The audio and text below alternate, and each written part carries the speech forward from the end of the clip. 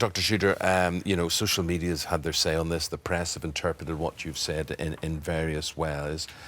Would you like to explain what you are trying to get across here? Thank you very much. You've got the book as well. Yes. All this came out of Growing Pains, which is a distillation of 40 years of my work with children of all ages, classes, creeds, circumstances, cultures. Now, a lot of those had a bona fide psychiatric diagnoses. They were on the autistic spectrum, or they had ADHD, the so-called hyperactivity, or they had depression, or eating disorders. But by far and away, most of the children that I saw had life problems.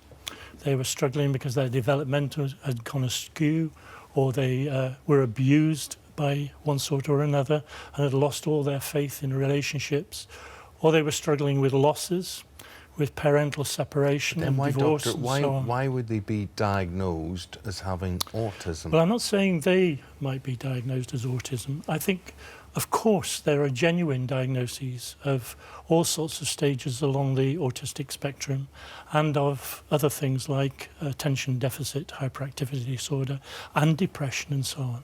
Of course those exist, and very distressing they are too for the children, young people who have them, and for all of the adults surrounding them, their parents, of course, their carers, and school teachers. I was married to a head teacher who found great difficulty working with kids with ADHD and autism in the classroom and so on. But your concern is that some children are being diagnosed too quickly. Yeah, well, I'm concerned that all our clinics are flooded now with those few diagnoses, to the exclusion of all the other kids that I was talking about with horrendous life problems, and if they're not treated, will go on to repeat those with their own children in turn from one generation to the next.